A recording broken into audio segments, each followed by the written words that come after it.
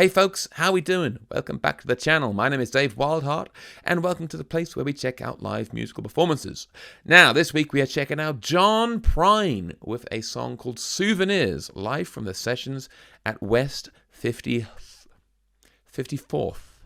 I don't know what that is. John Prine. We did a John Prine video on here last year, probably about this time last year, and it was my first exposure to John Prine.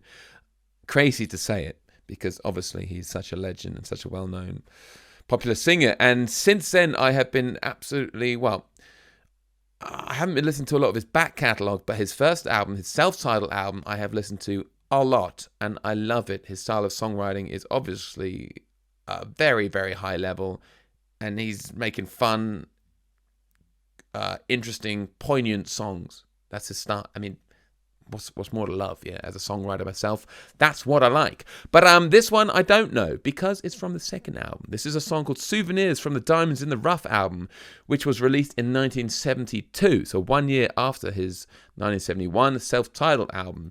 And he says of this song, "When I was first performing at the Fifth Peg in Chicago," I guess he had maybe, it sounds like he had a residency, "I thought I should have a new song every week so that people wouldn't hear the same songs they heard last week.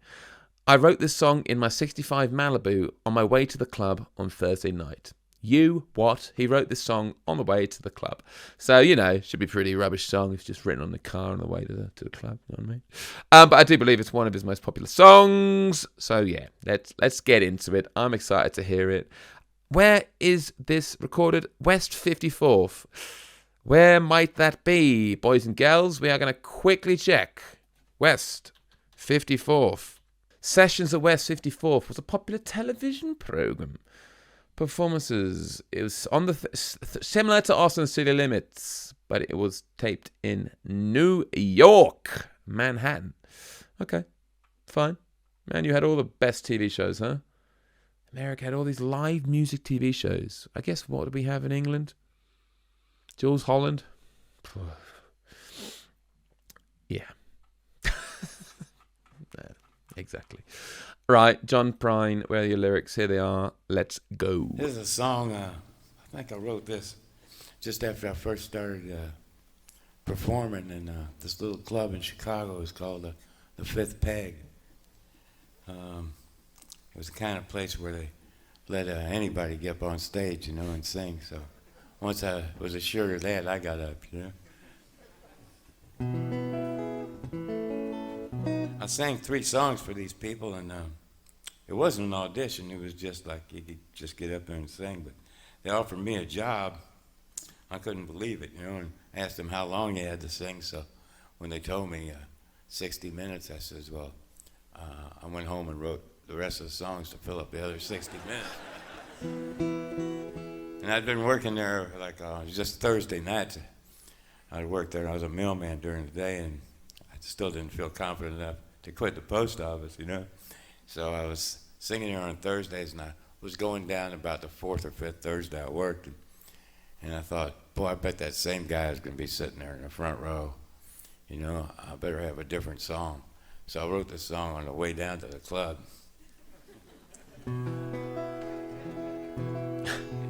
I wish I could still do that.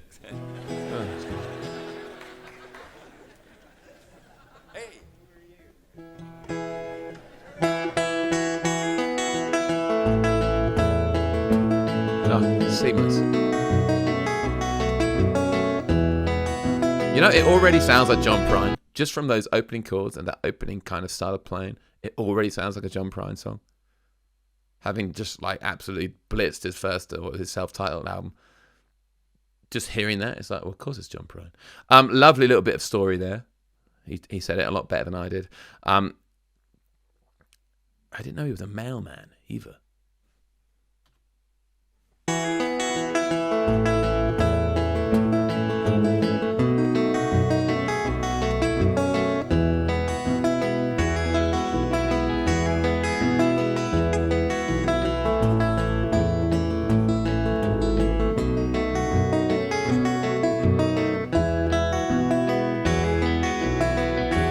All the snow is turned to water.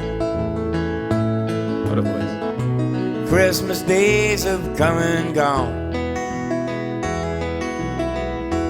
Broken toys and faded colors are all's left to linger on.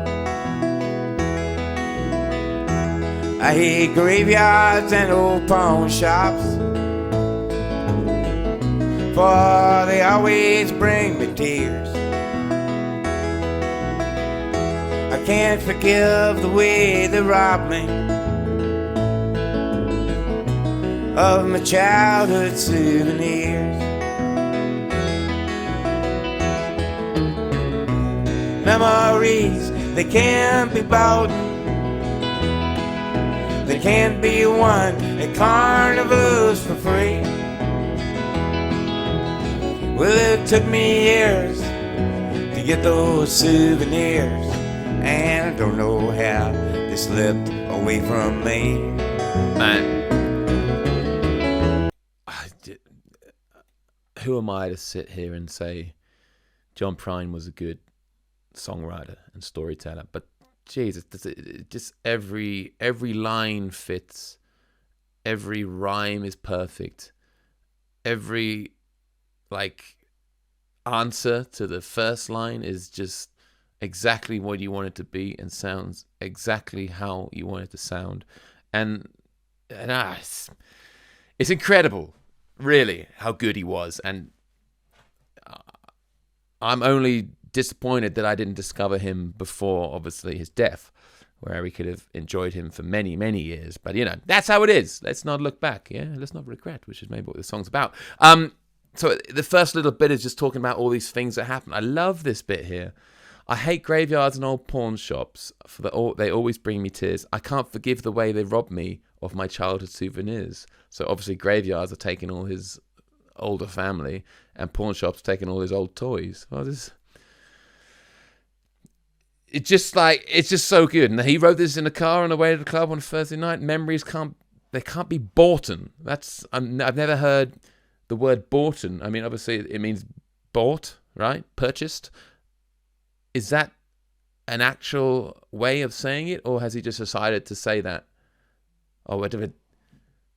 I thought that he maybe would say that to rhyme it with something, but then he doesn't rhyme it with anything else, so it must be just a way. Borton. As a dialect, North American dialect, bought rather than homemade. Ah, okay. So it doesn't necessarily mean literally yeah, it does mean that. They can't be bought, so therefore they are homemade. But it must be, I think maybe a North American would be able to understand that in a little bit of a different way from me. I'm having to look at it quite scientifically. What does that mean? But they'd be like, oh yeah, Borton means this. Of course it's not this. I don't know. Maybe. North Americans, let me know. They can't be won at carnivals, and it took me years to get these souvenirs, and I don't know how they slipped away from me. Oh dear. That's how it goes, I think. Did he suffer with Alzheimer's at the end of his life? Was that John Prine, or was it someone else? Did he have dementia?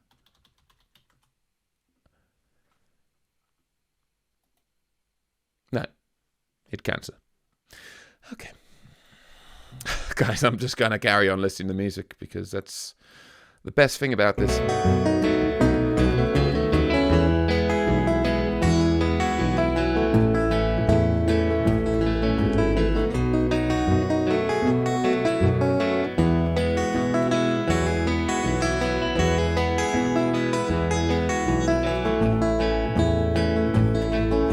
Nice extended break in the middle. So that's the song Breathe.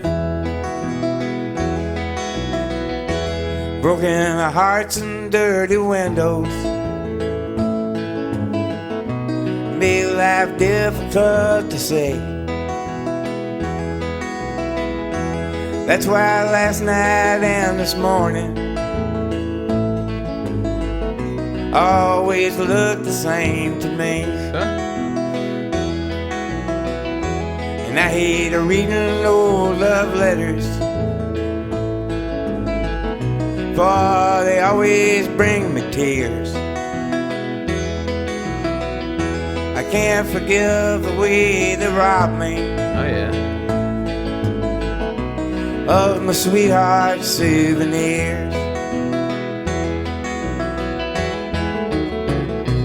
Memories, they can't be bought, they can't be won at carnivals for free. Well, it took me years to get those souvenirs, and I don't know how they slipped away from me. That kind of second verse, broken hearts, and this is again, broken hearts and dirty windows make life difficult to see. Yeah, because broken hearts make life harder from the emotional standpoint, and dirty windows literally make it harder to see. Which dirty windows is he talking about? I don't know. Maybe he's talking about a time where all his windows were dirty when he was living in a place that wouldn't have clean windows. I don't know. That's why last night and this morning always looked the same to me. But it just fits. It just fits perfectly. And then he does this kind of pre-chorus thing, but slightly different.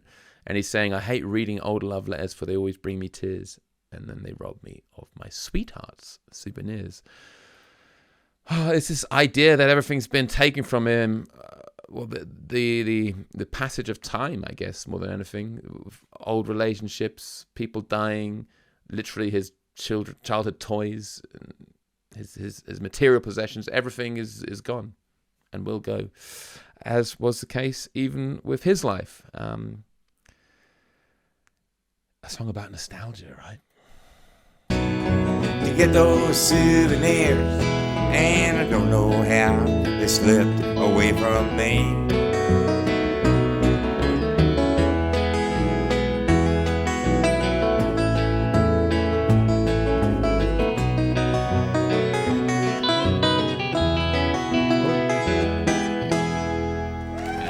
That's for Steve Goodman.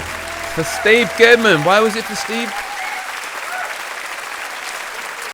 Why was it for Steve? What's a Steve thing?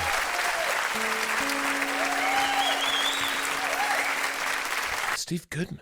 Why is it for Steve Goodman? John PRINE Souvenirs. Steve. Okay. Auto. Steve Goodman. Ha ha ha ha. Oh, there's a version of the two of them doing it together. Okay. Wow. Crikey, we should be watching that one, no? So why is it for Steve? Obviously, Steve had passed away by this point. When did Steve pass away? No. Yes, of course. When was this filmed? 90s? Is this filmed in the 90s? Looks quite 90s, and by his age, it was quite 90s. So Steve Goodman passed away in 84. Oh yeah, I remember. He passed away extremely, extremely young, and that's for Steve. Man, he must have been buddies, right? And well, that's one person that was, one of his souvenirs that was robbed, and they sung it together. Man, there's so much history here about this song and these two guys together. If anyone knows the exact story between John PRINE and Steve Goodman, please drop it in the comments. But as a song for me, that I've said it numerous times in this video, is perfect example of songwriting. The fact he wrote it in his car on the way to the gig is pretty wild, but it just goes to show how good he was, even when he was half-heartedly doing it. There's these lyrics just poured out of him. He's saying here he wished he could do that these days. Maybe it got harder to find that creativity as he got older. But in his younger days, it seemed like the lyrics would just pour out of him. The humor would just be naturally there. The poetic language, the rhyming schemes, everything would just fit perfectly and just come tumbling out whenever he just slightly thought of a song. Very cool. What a guy. What a legend. What more can I say about John PRINE other than that? I really enjoyed that song. Anything else from later on in his career we need to check out? I still haven't gone too heavy into his discography. But I love it, so I'm assuming I'll love all of it. But, where do I begin? I mean, I've already begun. Yeah, I've done the self-titled album. Where's next on the journey of John PRINE? Guys, thank you very much for watching. I will see you in the next video.